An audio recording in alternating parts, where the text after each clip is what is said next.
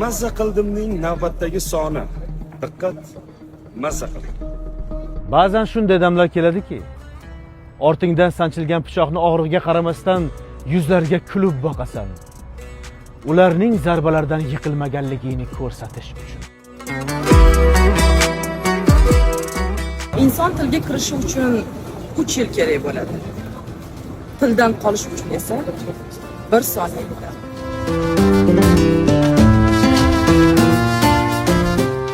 Kecha tunda vafot etganlarni bugun tongda rejalari bor edi.